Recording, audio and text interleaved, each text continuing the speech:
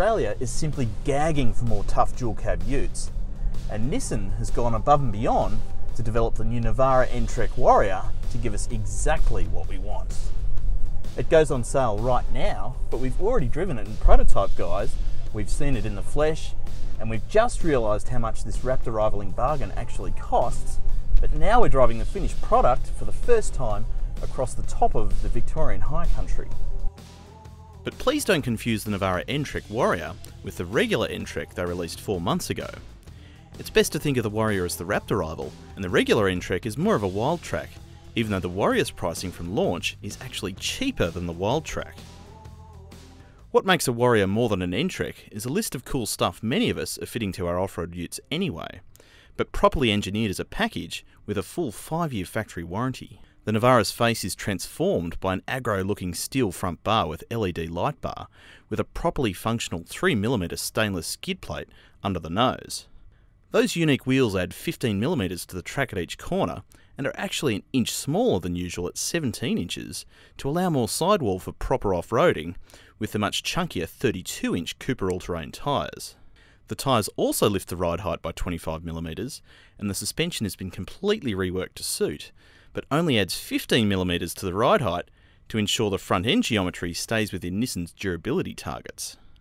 Around the back, there's a redesigned tow bar to fit around the bigger spare and compensate for the extra ride height that cleverly tapers away at the corners to optimise the departure angle. And if that's not enough, the Warrior gets a bespoke decal package, and on the inside it gets embroidered headrests that say, Warrior. And as always, if you're looking for more detail, you can check out my full written review on the CarsGuide site. And if you're watching this on YouTube, make sure you hit like and subscribe to keep up to date with all our latest videos. The Warrior is the result of a joint project between Nissan Australia and the Aussie engineering gurus at Premcar, who were actually behind a lot of the FPV Falcons back in the day, including the best of the best sprint models that were the Falcon's last hurrah.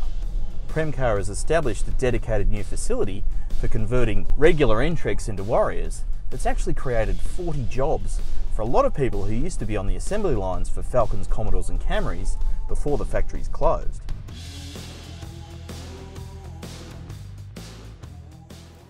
Underneath all the tough bits, the Warrior benefits from the Series 4 Navara update that arrived 4 months ago with the regular N-Trek.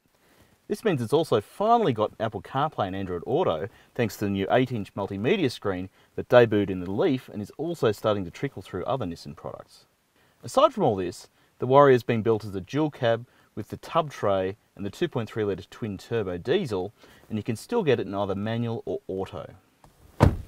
The back seat is still a decent space with good room back here for adults. There's still bottle holders in the doors, directional air vents in the centre console. Last year they added Isofix child seat mounts in each outboard position, but there's still no cup holders in the middle back here. It's also a shame that the auto emergency braking system that is now available in European spec models isn't available with the Series 4 update, but is becoming more commonplace among other Aussie utes.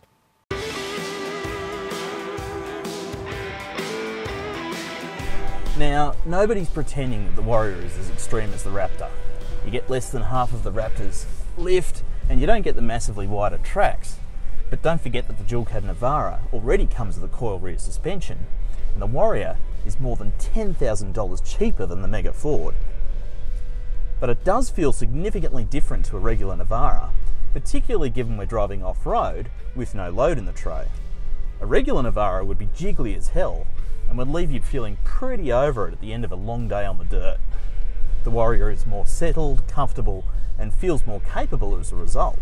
A lot of this is simply a lesson in the value of fitting decent all-terrain tyres to your ute, but the suspension upgrade definitely plays a big role in this outcome. The iconic Blue Rag Trail is hardly the most challenging track you can find, but it's a solid test of a factory-fresh dual-cab ute. You've always got the base car's standard diff lock as a decent insurance policy, but we've only used it once today on a particularly gnarly set of wombat holes. The big surprise is the difference the Warrior package has made to the on-road experience.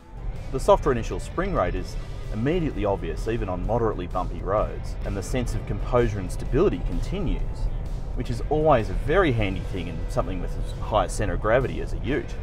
The Navara N-Trek Warrior comes with a pretty cool backstory. and it backs it up with a genuinely improved drive experience both on-road and off.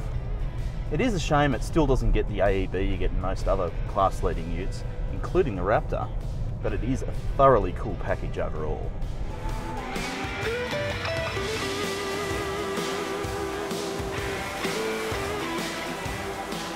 And don't forget, if you're looking for more detail, you can read my full review on the CarsGuide site.